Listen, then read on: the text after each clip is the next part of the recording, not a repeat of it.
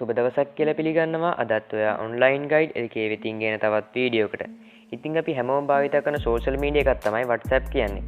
ඉතින් ඔයා මේ ළඟදී දකින්න නැති WhatsApp වලට අලුත්ම අප්ඩේට් එකක් ආවා. මේක තමයි disappearing message කියලා කියන්නේ. එහෙම නැත්නම් auto deletion message කියලාත් කියනවා.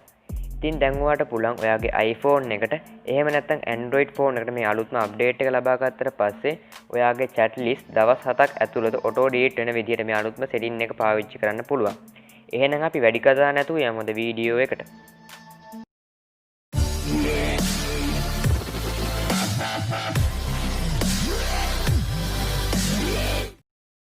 හරි දැන් ඔයාගේ WhatsApp app එක open කරගන්න. මම දැන් මගේ WhatsApp app එක open කරගන්නවා.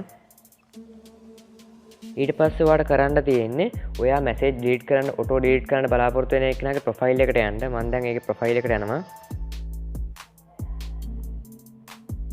හරි ඊට පස්සේ ඔයාලට මේතන යටින් බලා ගන්න පුළුවන් disappearing message කියලා option එකක් තියෙනවා.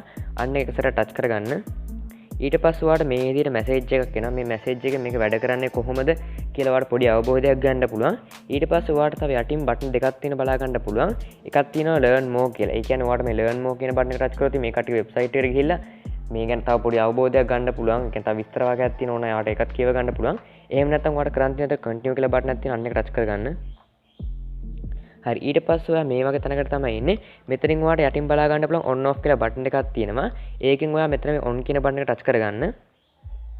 හරි දැන් ඔයාගේ වැඩේ සාර්ථකව කරගෙන ඉවරයි.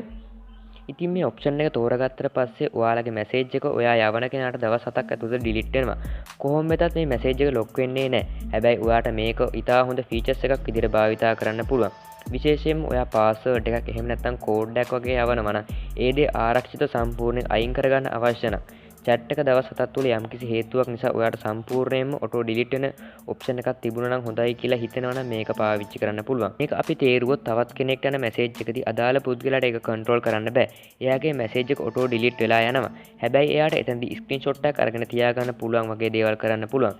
ඒ හැරෙන් ඔයා chat එකේ කරන දේවල් ලොකු history එකක් නැතුව දවස් 7ක් ඇතුළත delete වෙලා යන විදිහට තමයි මේ features එක හඳුන්වා දීලා තියෙන්නේ.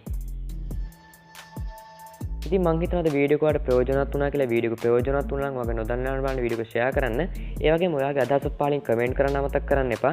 දිගටම මේ වගේ වීඩියෝ බලන්න අපේ channel එක subscribe කරලා ඊට එහා පැත්තේ notification bell එක all කරලා තියාගත්තොත් ඒ දිගටම අපි දාන වීඩියෝස් ඔයාලට notification එක කරා phone එකට ගෙන්න ගන්න පුළුවන් වෙන්නේ.